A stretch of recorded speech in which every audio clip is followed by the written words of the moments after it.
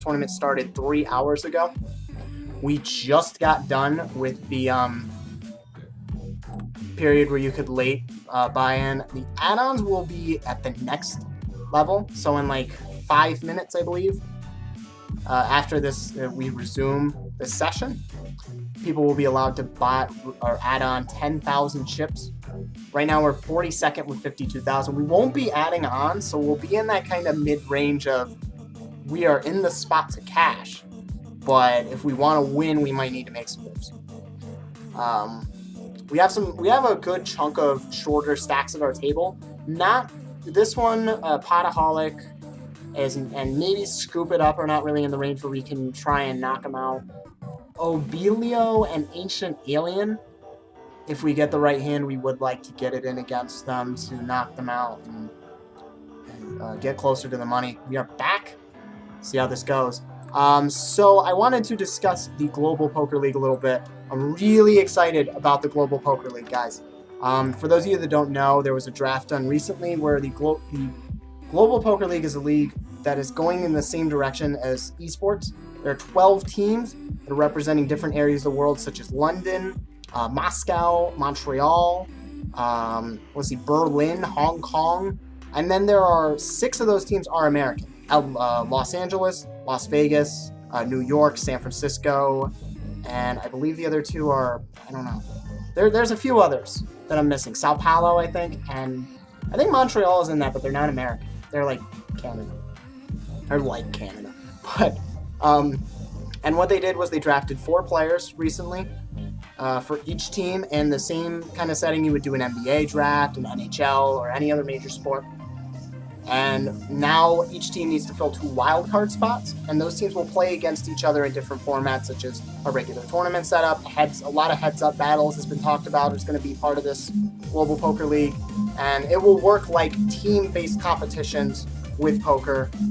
It's really exciting because I believe they're taking a lot of the similar approaches to League of Legends and all these other video games that have become sort of this side product to competition.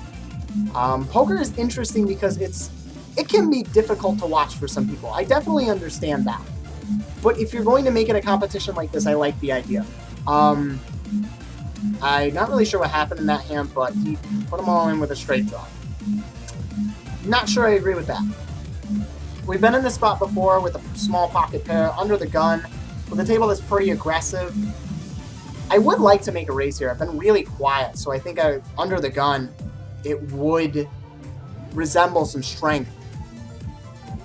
If I get re-raised, I probably have to consider folding. Maybe I can call Ancient Alien. Maybe. I would kind of have to think about what his all-in range is here. I wouldn't like to call his all-in. I'd like to just win the blinds outright. Wow, everyone wanted to fold that one pretty damn quickly. Rojo does call. That is a fantastic flop. So we are going to bet again. I like the flop. I don't really see, unless he has a 7, and he insta-folds, so we win a good chunk of chips there pretty quickly. Can't really complain with that. He made a weird call. I'm not sure what he was calling there with. It could have been like an ace. No, he would have raised an ace 10. That's pretty strong. Especially the way he's playing, he probably would have raised an ace 10. He might have had king 9? I guess around a king 9, queen 8, something goofy. That's in that like middle range that you're like, I'm not sure I want to call, but maybe I should. I don't know. It has to be one of those odd hands, and I'm not really sure what he would be doing that with otherwise. Oh, we took the pot, so we can't complain there.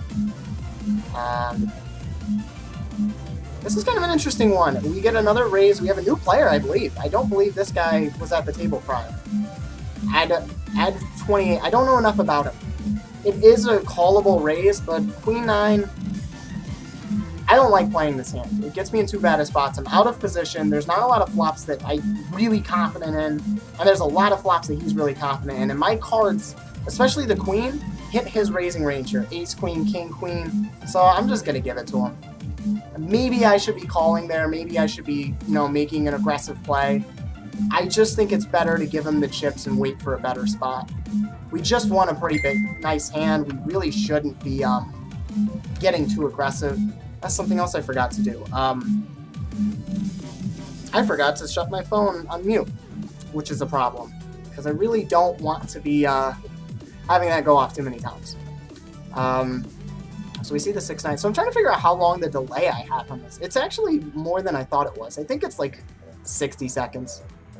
I think it's 60. So that might be enough where I don't really have to worry too much. He's raising again? Really? Maybe I should have defended with Queen 9. I really thought he was doing that with a premium hand. I haven't seen enough of him, so he might just be a hyper player. It would make sense if he's gotten this far. He's a hyper player. Would have been a good flop for us, but at the same time, it's not a great flop for us. It's one of those, like, you hit top pair, great. But if he's betting aggressively and bluffing, there's so many cards that will trump your 6 here that suddenly it doesn't look great. And that's why making that play is beneficial in good spots. He just picks up 9,000 chips there. Pretty simple, easy move. 188 remaining. So we are down to, if I remember correctly, 79 players to get eliminated before we're in the money. So about this Global Poker League thing, they just did the draft, and there hasn't been a lot of analysis on who did well in the draft, what teams are good. So I kind of want to put my 2 cents in. If you have your own opinion, please go ahead and let me know what you think, who you think. But I am a huge fan of 2 rosters in each division. One of the biggest ones that everyone is talking about is the New York Rounders. They're a little stacked. I hate to break it to all the other teams in the league. They probably have, talent-wise, the best roster. Did my music shut off?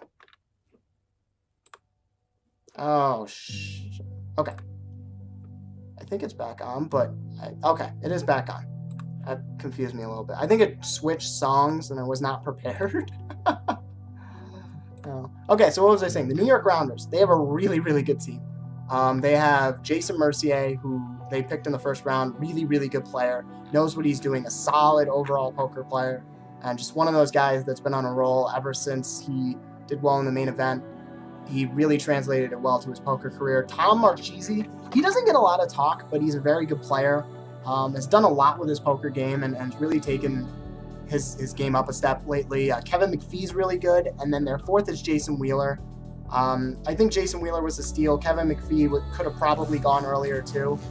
They just have that team that seems like it's going to work chemistry-wise. Now, it is a lot of personalities, but I do love what they did in the draft. I think they had a really, really good draft, and I think that's going to be a team that's tough to beat come the actual thing. The other one in their division that I'm a big fan of is the Moneymakers. Chris Moneymaker, I actually expected him to be the worst drafter. I expected them to be the worst team in their division when I heard Moneymaker was drafting. I did not like their first pick. Anthony Zeno, he's a good player and he definitely has game. I just think that it was too early to pick Zeno. Moneymaker took him. It's a good play. Don't get me wrong. He knows what he's doing. He's got the experience. He's got the, cashes, and he's good. I just wonder if he was the right pick there. But from there, he nailed it. Jonathan Duhamel, a former champ, a really, really good player. Just a solid poker player overall. He doesn't have like a ton of the wins and all this, but he is known to make deep runs a lot. He's known to be really good heads up. His 3rd player was Jake Cody. Jake Cody is very good. I was stunned to see him fall in the 3rd round. Maybe it was because he has been out of poker recently. He hasn't gotten the opportunity to play as many tournaments with his personal life going on. He's still one of the best. And to get him in the 3rd round of a championship poker league with 12 teams is a steal. I love what Jake Cody does. He's an unbelievable player. He's been killing it for years. I don't know how they got him in the 3rd round. And then Jonathan Little was the 4th player. I like Jonathan Little. I think he was properly drafted, but you can screw up that 4th round pick a lot. And Jonathan Little's a good player. We do have an all-in. Ace-Jack, oh, he did hit the ace. He needs the 1-outer, and he is not going to get it. Good game, scoop it up. Good run. Jonathan Little's a good player. I wonder how he's going to mesh with the other players in the team, but talent-wise, I like what they have. And I think it can work chemistry-wise. I think they can figure things out and do what they have to do to play well in this league. I think they're a dark horse team. I'm not sure they're one of the favorites. I'm not sure they're one of the teams that people are going to predict to win in a lot of analysis of this draft, but they are a dark horse. A team that not a lot of people are talking about that could make some noise, and I like them and their chances. On the other side of things, we have the more Europe and Asia. And as far as Europe and Asia, I really, it's not hard to like what the London Royals did, but they friggin' nailed the draft. They nailed this draft. You start off with Igor Krusty, if I can pronounce this right. Igor Kurganov, or something like that. Very solid player, easily a first-round pick. Solid option. The second round, they somehow had Vanessa Selps drop to them. That might be a top 5 pick in most drafts. And to have Vanessa Selps dropped to the second round, I think it was like the 18th pick, is unbelievable. I mean, it's an absolute steal. And then their third pick was Chris Moorman, very good player. And Justin Bonomo, fourth, who I thought Bonomo was one of the guys at the end of the third round. I'm like, how is he not taken yet? Solid player who might not have the...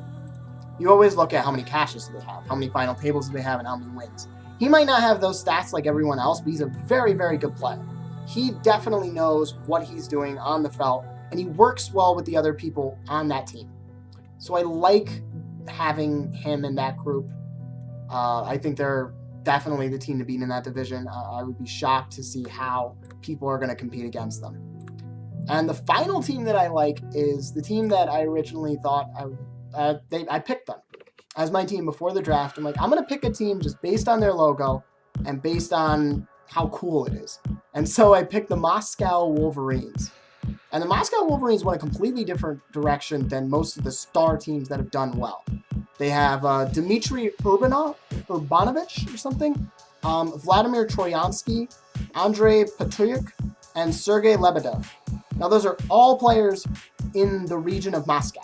They did not stretch out to try and find, another Mr. Badass out to Advocate. He's taken over this table since he's gotten here. So they went really local with their team, Moscow. And a few other teams did this.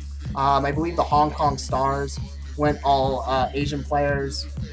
I believe the Rome Emperors did kind of the same thing. There's only a few teams in that division that didn't do that, which was the Berlin Bears didn't really do that. The Paris Aviators did not do that. And obviously the Royals did not do that. But I like Moscow's kind of camaraderie with the team. They definitely know what they're going to be able to do in the year. They're a smart team. And I really like that draft. And it kind of brings up this interesting argument because you have teams like the New York Rounders, the LA Sunset, and the London Royals, who, as far as well-known poker players that are very good, they are stacked. They're absolutely stacked in talent. But you have these other teams like the Hong Kong Stars, the Moscow Wolverines, the Rome Emperors, that are going to have chemistry-wise probably a better situation. They're going to know what each of them want to do in the poker game. They're going to know what the strengths and weaknesses are of each of their players. So it's kind of a mix of what do you think is more important? The chemistry between players, or do you think that it's better to have better players? Do you want to have people that know how to work together extremely well, or would you rather have people that are just plain good and have to work around it? It's kind of the same thing you deal with sports as far as chemistry based on talent. We saw it with the Miami Heat in the NBA. They had a lot of talent, but they also knew how to work together, whereas teams like the Lakers who tried to do the Kobe and Dwight thing, it didn't work out because those players did not know how to work well together. So I'm intrigued to see which strategy is more successful in this first year, because it's going to really spice things up as we go past the first year of the Global Poker League. It's just fun. It's fun to talk about poker in this sense. I'm a huge poker player all my life, and now I get to talk about it in this competitive setting. It's awesome. I love it. It's exciting. Can't wait. Whew. All right. Are the add-ons still going? I'm not sure. I think we're waiting for all the hands to finish, and then the option of an add-on will be brought up on the screen. And then from there, we will continue playing. So we are down to 168. That's 59 and 59.